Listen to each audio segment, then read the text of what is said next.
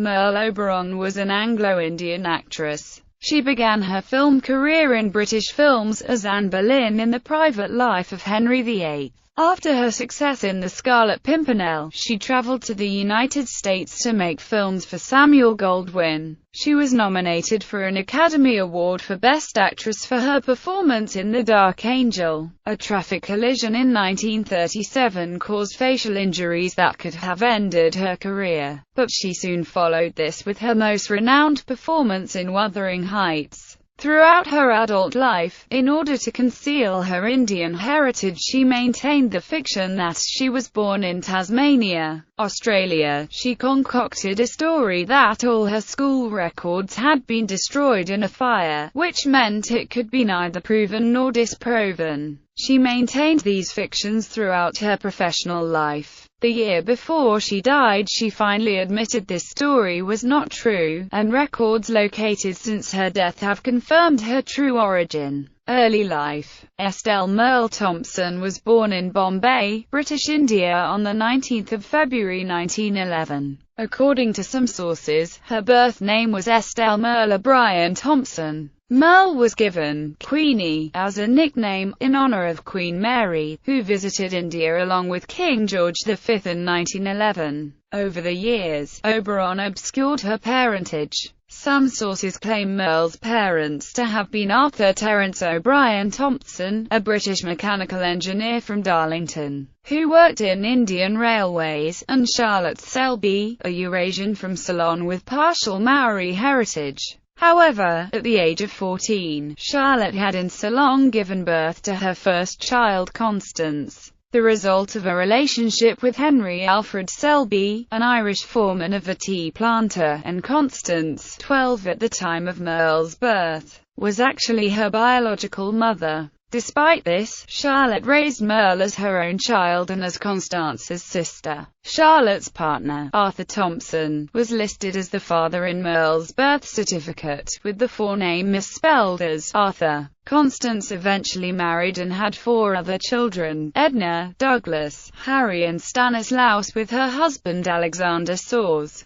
Edna and Douglas moved at an early age to the UK, and Harry later in life moved to Toronto, Canada, and retained Constance's maiden name of Selby. Stanislaus was the only child to keep his father's last name of Soares, and he currently resides in Surrey, British Columbia, Canada. All the siblings reportedly believed Merle to be their aunt, when in fact she was their half-sister. When Harry Selby tracked down Merle's birth certificate in Indian government records in Bombay, he was surprised to discover he was in fact Merle's brother and not her nephew. He attempted to visit her in Los Angeles, but she refused to see him. Harry withheld this information from Oberon's biographer Charles Hyam, only eventually revealing it to Mari Dolofsky, the creator of The Trouble with Merle, a 2002 documentary produced by the Australian Broadcasting Corporation, which investigated the various conflicting versions of Merle's origin. In 1914, Arthur Thompson joined the British Army and later died of pneumonia on the Western Front during the Battle of the Somme. Merle, with Charlotte, led an impoverished existence in shabby Bombay flats for a few years. Then, in 1917, they moved to better circumstances in Calcutta. Oberon received a foundation scholarship to attend La Martiniere Calcutta for Girls, one of the best private schools in Calcutta. There, she was constantly taunted for her unconventional parentage and eventually quit school and received her lessons at home. Oberon first performed with the Calcutta Amateur Dramatic Society. She was also completely enamored of the films and enjoyed going out to nightclubs. Indian journalist Sunanda K. Duttaray claimed that Merle worked as a telephone operator in Calcutta under the name Queenie Thompson, and won a contest at Firpo's restaurant there, before the outset of her film career. In 1929, Merle met a former actor named Colonel Ben Finney at Firpo's, and dated him. However, when he saw Oberon's dark-skinned mother one night at her flat, and realized Oberon was mixed race, he decided to end the relationship. However, Finney promised to introduce her to Rex Ingram of Victorian Studios, if she was prepared to travel to France. which she readily did. After packing all the belongings and moving to France, Oberon and her mother found that their supposed benefactor avoided them. Although he had left a good word for Oberon with Ingram at the studios in Nice,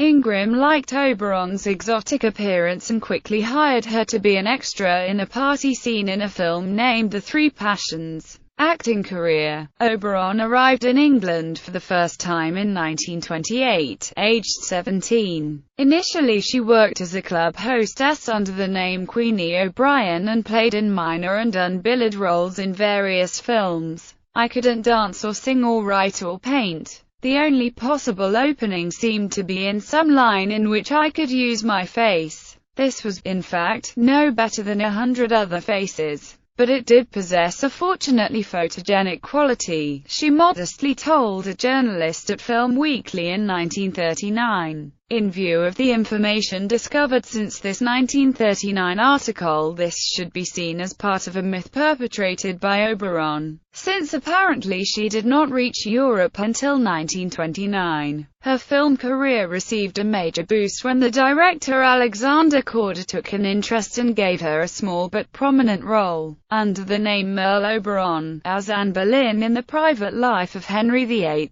opposite Charles Lawton. The film became a major success and she was then given leading roles, such as Lady Blakeney in The Scarlet Pimpernel with Leslie Howard, who became her lover for a while. Oberon's career benefited from her relationship, and later marriage, to Korda. He sold shares of her contract to producer Samuel Goldwyn, who gave her good vehicles in Hollywood. Her mother stayed behind in England. Oberon earned her sole Academy Award for Best Actress nomination for The Dark Angel produced by Goldwyn. Around this time she had a serious romance with David Niven, and according to his authorized biography, even wanted to marry him. But he wasn't faithful to her. She was selected to star in Korda's film I, Claudius as Messalina, but a serious car accident resulted in filming being abandoned. Oberon was scarred for life, but skilled lighting technicians were able to hide her injuries from cinema audiences. She went on to appear as Kathy in her most famous film, Wuthering Heights, as George Sand in A Song to Remember and as the Empress Josephine in Des Irae.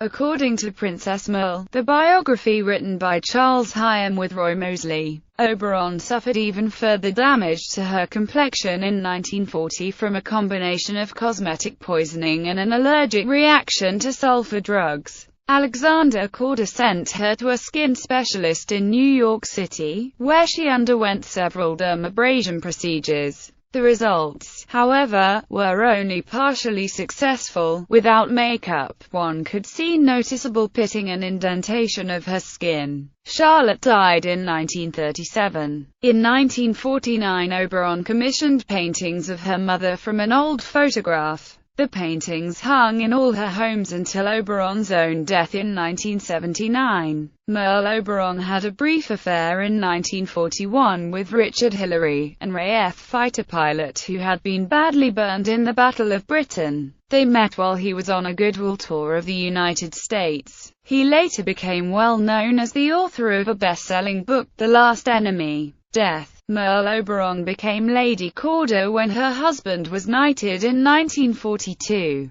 At the time, the couple were based at Hill's house in Denham, England. She divorced him in 1945 to marry cinematographer Lucien Ballard. Ballard devised a special camera light for her to eliminate her facial scars on film. The light became known as the Obi. She married twice more, to Italian-born industrialist Bruno Pallier and Dutch actor Robert Wolders, later companion to actresses Audrey Hepburn and Leslie Caron, before her retirement in Malibu, California, where she died, aged 68, after suffering a stroke. She was interred at Forest Lawn Memorial Park Cemetery in Glendale, California. Merle Oberon has a star on the Hollywood Walk of Fame for her contributions to motion pictures. Michael Korda, nephew of Alexander Korda, wrote a roman à clef about Oberon after her death entitled Queenie. This was also turned into a television miniseries starring Mia Sara. disputed birthplace. Oberon claimed that she was born and raised in Tasmania, Australia.